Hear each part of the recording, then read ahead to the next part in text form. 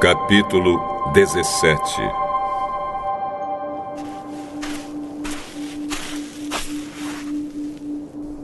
Seis dias depois, Jesus foi para um monte alto, levando consigo somente Pedro e os irmãos Tiago e João. Ali, eles viram a aparência de Jesus mudar.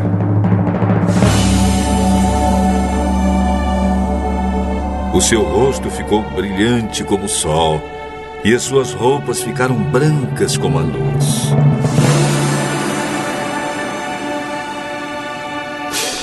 E os 3 discípulos viram Moisés e Elias conversando com Jesus. Então Pedro disse a Jesus: Como é bom estarmos aqui, Senhor. Se o Senhor quiser, eu armarei 3 barracas neste lugar. Uma para o Senhor, outra para Moisés e outra para Elias. Enquanto Pedro estava falando, uma nuvem brilhante os cobriu.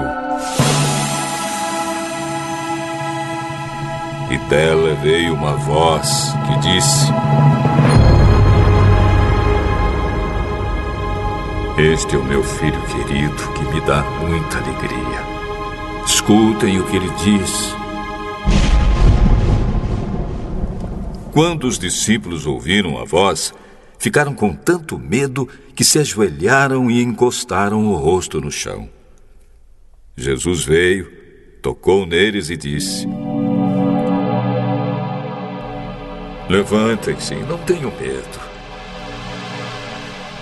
Então eles olharam em volta e não viram ninguém, a não ser Jesus. Quando estavam descendo do monte, ele ordenou aos discípulos: Não contem para ninguém o que viram, até que o Filho do Homem seja ressuscitado. Então os discípulos perguntaram: Jesus, por que os mestres da lei dizem que Elias deve vir primeiro? É verdade que Elias vem para preparar tudo.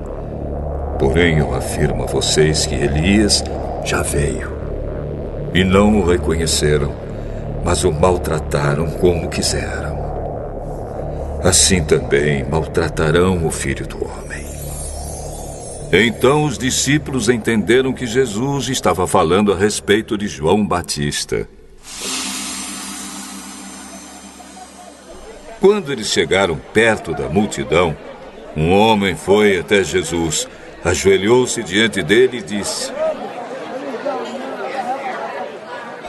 Senhor, tenha pena do meu filho. Ele é epilético e tem ataques tão fortes que muitas vezes cai no fogo ou na água. Eu trouxe para os seus discípulos a fim de que eles o curassem, mas eles não conseguiram. Jesus respondeu: Gente má e sem fé, até quando ficarei com vocês? Até quando terei de aguentá-los? Tragam o menino aqui. Então deu uma ordem. O demônio saiu, e no mesmo instante o menino ficou curado. Depois os discípulos chegaram perto de Jesus em particular e perguntaram: Por que foi que nós não pudemos expulsar aquele demônio?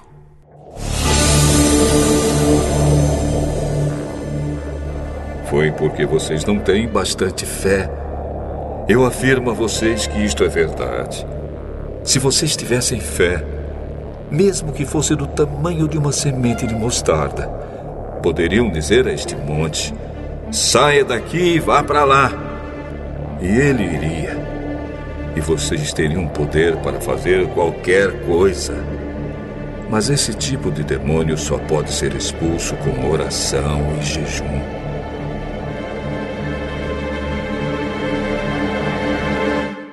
Um dia, os discípulos estavam se reunindo na Galileia e Jesus disse a eles: O Filho do Homem será entregue nas mãos dos homens, e eles vão matá-lo. Mas 3 dias depois ele será ressuscitado. E os discípulos ficaram muito tristes. Quando Jesus e os discípulos chegaram à cidade de Cafarnaum, os cobradores do imposto do templo foram perguntar a Pedro: O mestre de vocês não paga o imposto do templo? Paga sim.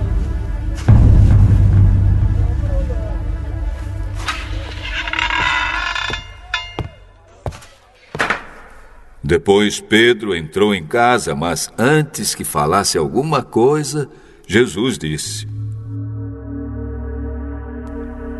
Simão, o que é que você acha?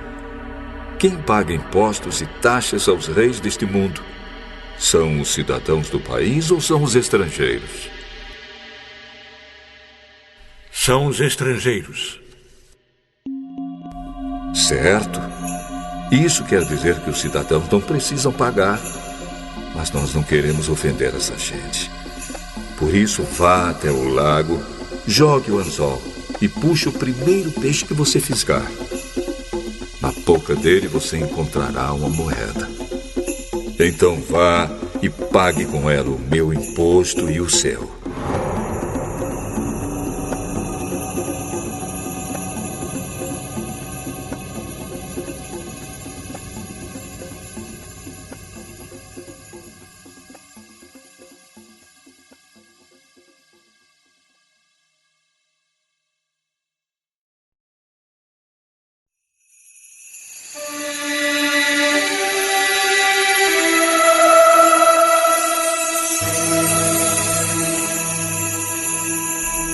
Capítulo 18.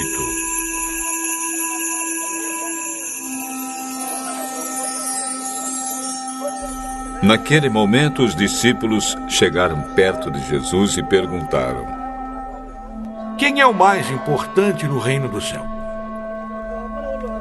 Jesus chamou uma criança, colocou-a na frente deles e disse: Eu afirmo a vocês que isto é verdade. Se vocês não mudarem de vida e não ficarem iguais às crianças, nunca entrarão no reino do céu. A pessoa mais importante no reino do céu é aquela que se humilha e fica igual a esta criança. E aquele que, por ser meu seguidor, receber uma criança como esta, estará recebendo a mim.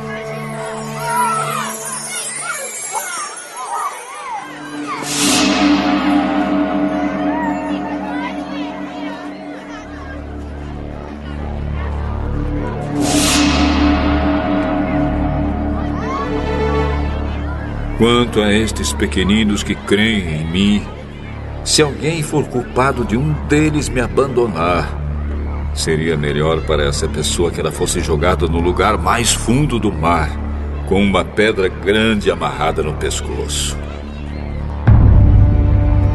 Ai do mundo por causa das coisas que fazem com que as pessoas me abandonem. Essas coisas têm de acontecer, mas ai do culpado.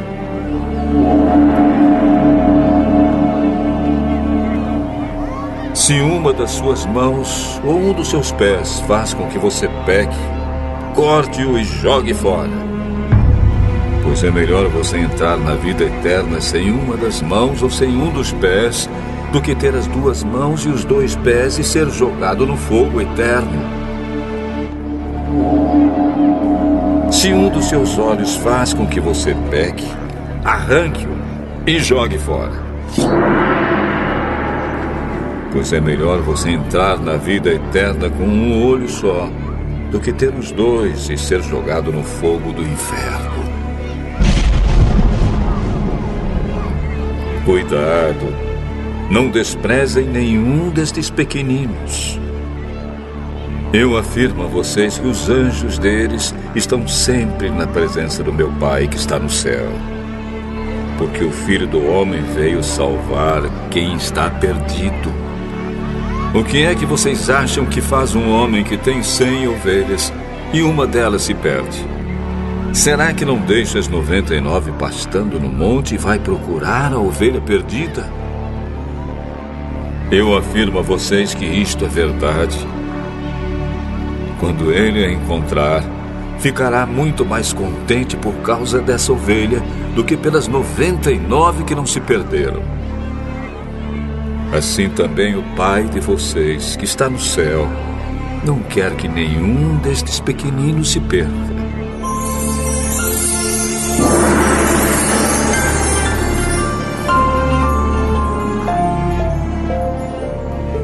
Se o seu irmão pecar contra você, vá e mostre a ele o seu erro. Mas faça isso em particular, só entre vocês dois. Se essa pessoa ouvir o seu conselho, então você ganhou de volta o seu irmão. Mas, se não ouvir, leve com você 1 ou 2 pessoas para fazer o que mandam as Escrituras Sagradas. Elas dizem: qualquer acusação precisa ser confirmada pela palavra de pelo menos 2 testemunhas. Mas, se a pessoa que pecou não ouvir essas pessoas, então conte tudo à igreja. E se ela não ouvir a igreja, trate essa pessoa como um pagão ou como um cobrador de impostos.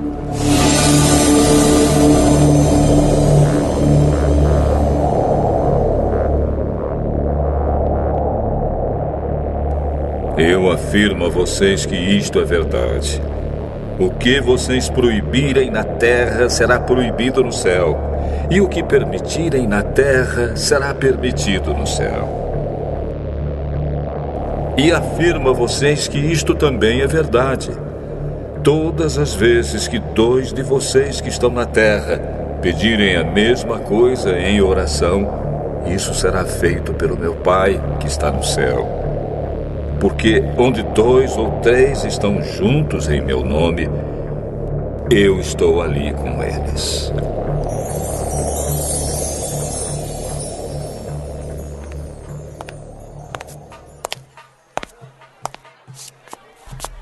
Então Pedro chegou perto de Jesus e perguntou: Senhor, quantas vezes devo perdoar o meu irmão que peca contra mim? 7 vezes?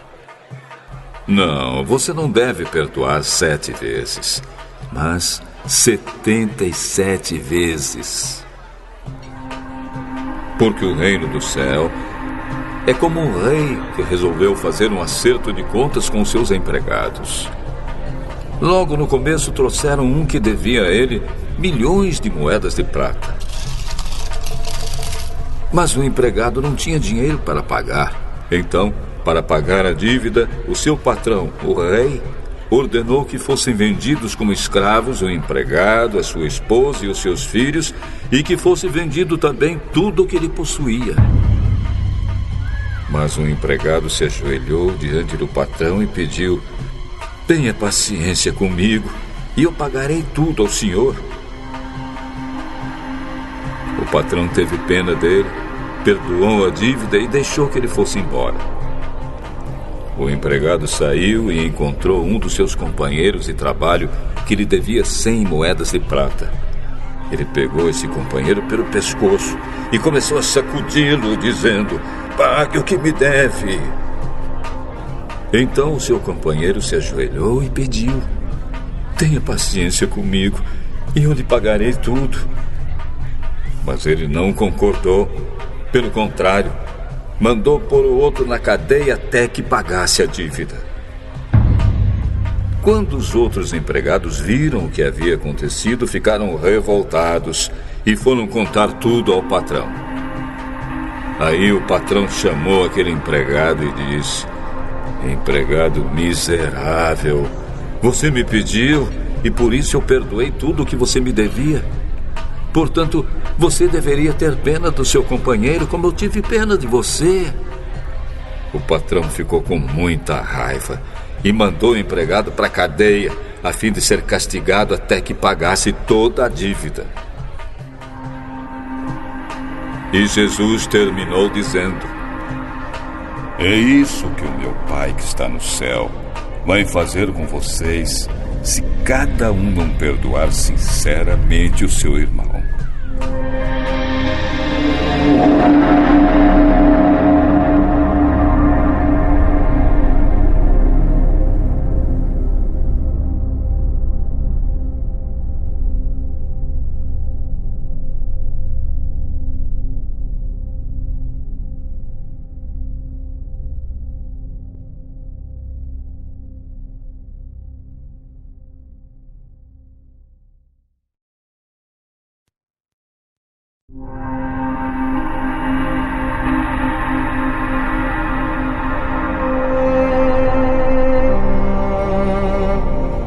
capítulo 19.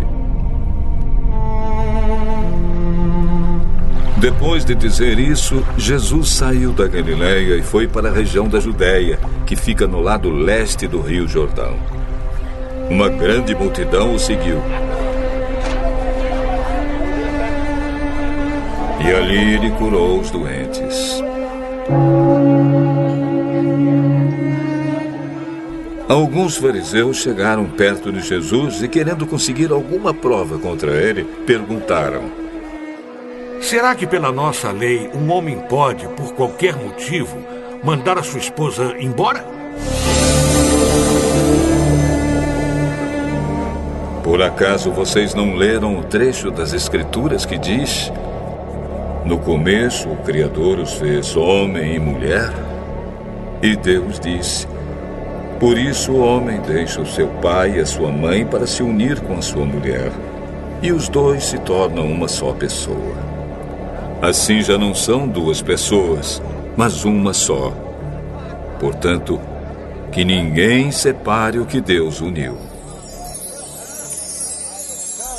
Os fariseus perguntaram: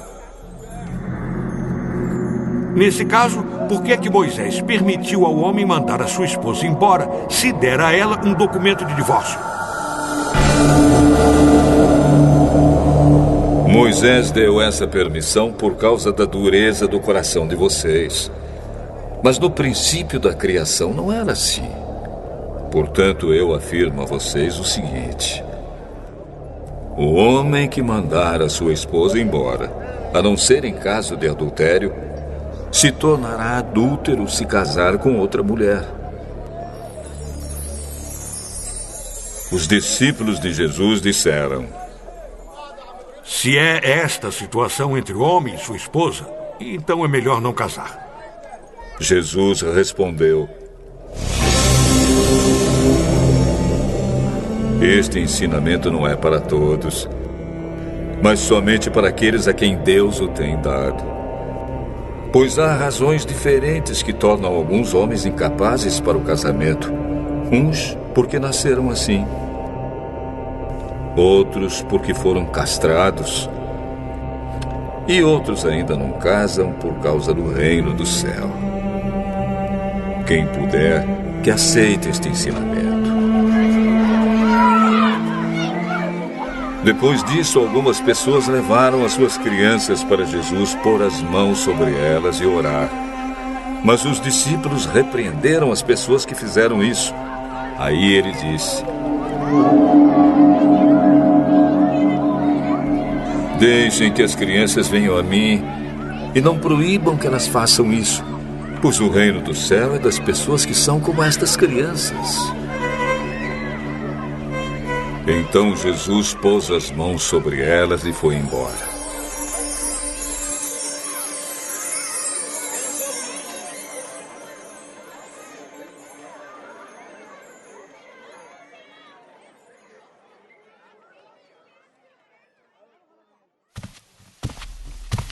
Certa vez um homem chegou perto de Jesus e perguntou: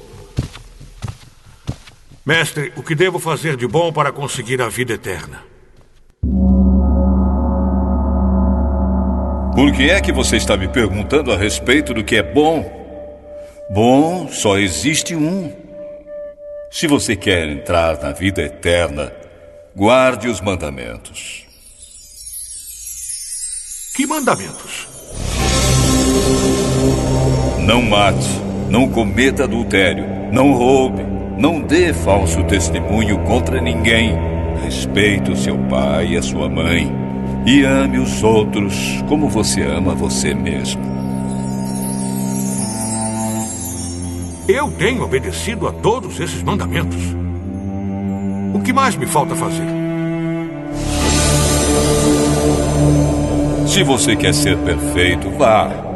Venda tudo que tem e dê o dinheiro aos pobres. E assim você terá riquezas no céu. Depois venha e me siga.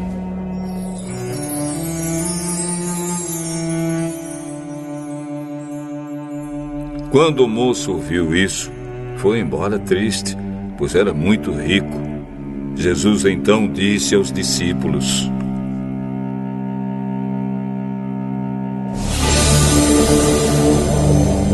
Eu afirmo a vocês que isto é verdade. É muito difícil um rico entrar no reino do céu.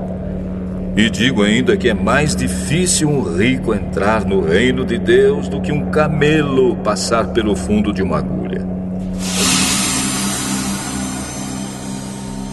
Quando ouviram isso, os discípulos ficaram muito admirados e perguntavam: Então, quem é que pode se salvar?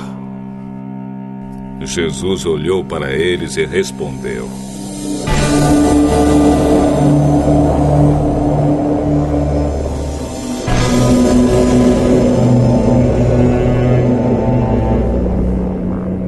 Para os seres humanos isso não é possível, mas para Deus tudo é possível. Aí Pedro disse: Veja, nós deixamos tudo e seguimos o Senhor. O que é que nós vamos ganhar? Eu afirmo a vocês que isto é verdade. Quando chegar o tempo em que Deus vai renovar tudo e o Filho do Homem se sentar no seu trono glorioso, vocês, os meus discípulos, também vão sentar-se em 12 tronos para julgar as 12 tribos do povo de Israel. E todos os que por minha causa deixarem casas, irmãos, irmãs, pai, mãe, filhos ou terras, receberão 100 vezes mais e também a vida eterna. Muitos que agora são os primeiros serão os últimos, e muitos que agora são os últimos serão os primeiros.